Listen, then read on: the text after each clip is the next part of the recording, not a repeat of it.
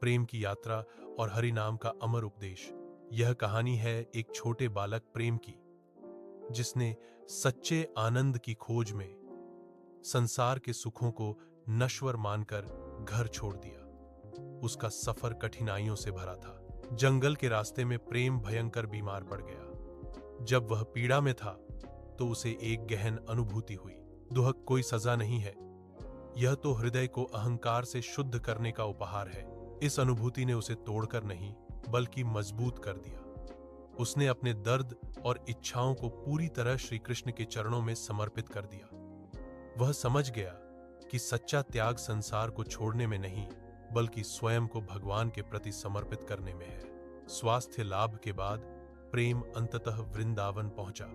शुरुआती दिनों में उसने कठोर तपस्या और उपवास किए, लेकिन जल्द ही उसकी मुलाकात एक ज्ञानवान संत महाराज जी से हुई, जिन्होंने उसे समझाया कि अब कठिन योग का समय नहीं है।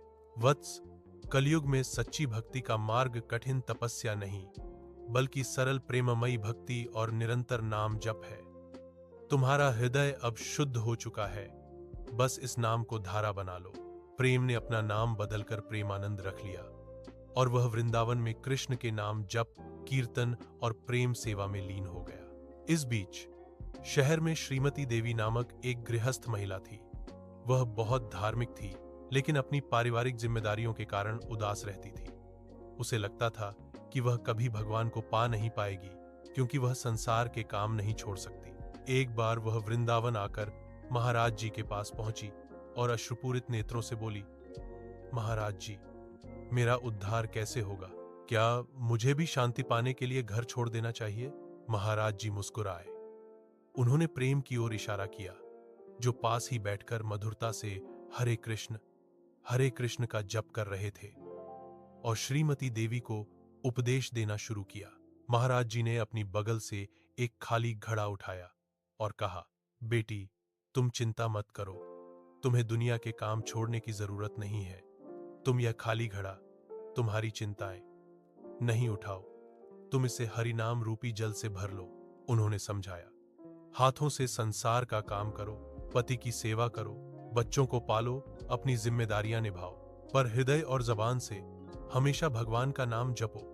खाना बनाते समय जय श्री कृष्ण कहो, बाजार जाते समय मन में राधे राधे कहो, बच्चों को सुलाते समय हरि बोल कहो। महाराज जी ने प्रेम और करुणा से श्रीमती देवी के सिर पर हाथ रखा और कहा, यही इस युग कलयुग में सच्ची भक्ति और आनंद पाने का सबसे सरल मार्ग है। तुम्हारा घर, तुम्हारा कर्म ही तुम्हारा पूजा स्थल बन जाएगा। अंतिम निष्कर्ष, नाम की मिठास। श्रीमती देवी का मन शांत हो गया। उन्होंने महाराज जी को प्रणाम किया और अपने घर लौटी। अब उनके जीवन में काम वही थे, पर भाव बदल चुका था। जब वह आटे को गूंथती तो उनकी जबान पर गोविंदा गोविंदा होता, उनका हृदय राधा रानी को समर्पित होता।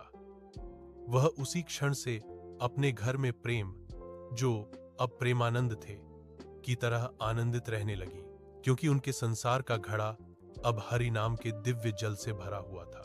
इस प्रकार एक वैरागी प्रेम और एक गृहस्थ श्रीमती देवी, दोनों ने ही महाराज जी के उपदेश से सच्चे प्रेम और आनंद का मार्ग पा लिया।